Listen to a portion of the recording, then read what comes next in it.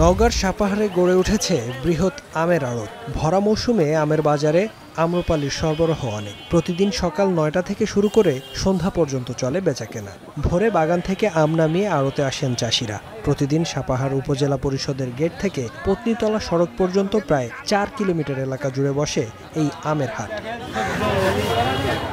কয়েক বছর আগেও ফজলি, হিমসাগর, ল্যাংড়া ও গোপালভোগ ছিল জনপ্রিয়তার শীর্ষে। এখন সেই জনপ্রিয়তার অনেকটাই দখল করেছে আম্রপালি। এছাড়া এই আম সহজে নষ্ট না হওয়ায় মৌসুমের দীর্ঘ সময় পর্যন্ত পাওয়া যায়। বর্তমানে জেলার ৬০% বাগানে বাণিজ্যিকভাবে চাষ হচ্ছে আম্রপালি।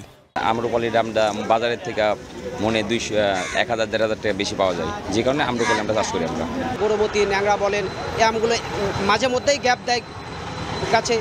এই রূপালিতে কোনো গ্যাপ দেবে না। ২ বিঘাতে আমার খরচ বাদে ১.৫ লক্ষ টাকা আয় আসবে। রূপালি আমটা আমরা কিনতেছি ২৫ থেকে ৪,০০০ টাকা মন।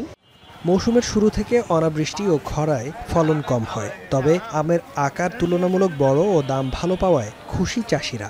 এবার হয়তো ৫-৬ হাজার টাকা বেশি, ৩০,০০০ পর্যন্ত। ওই তুলনায় আমরা আমের দাম একটু কম পাচ্ছি। আর আশানুরূপ গত বছরের তুলনায় এবার ইনশাল্লাহ আমের দামটা একটু ভালো। যোগাযোগ ব্যবস্থা ভালো হওয়ায় উপজেলাটিতে গড়ে উঠেছে ৩০০-র বেশি আমের আড়ত। এখানকার আম স্থানীয় চাহিদা মিটিয়ে যাচ্ছে রাজধানী সহ বিভিন্ন জেলায়। তবে কৃষকদের অভিযোগ, ৪০ কেজির বদলে ৫০ থেকে ৫২ কেজিতে মন ধরে এখানকার ব্যবসায়ীরা। রয়েছে ইচ্ছামতো দাম কমানো বাড়ানোর অভিযোগও।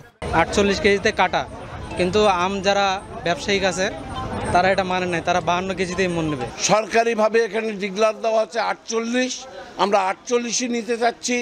কৃষকেরা আম বাইসে না দেওয়ার কারণে বর্তমানে আমরা ক্যারেট সহ ৫০ কেজি নিচ্ছি।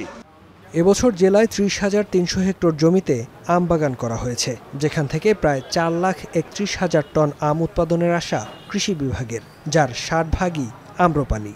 যে কোনো জেলার আম্রপালি আমের তুলনায় তার স্বাদ, গুণ এবং কোয়ালিটিতে একটা ভিন্নতা বিরাজ করে। বিধায় নওগাঁ জেলার সাপাহারের আম্রপালি আম ইতিমধ্যেই বাংলাদেশে একটা ব্যাপক পরিচিতি লাভ করেছে। সব মিলিয়ে জেলায় প্রতিদিন প্রায় কোটি টাকার আম বেচা কেনা হচ্ছে। মৌসুম শেষে যা ২৫০০ কোটি টাকা ছাড়াবে বলে আশা সংশ্লিষ্টদের। এখন নওগাঁ।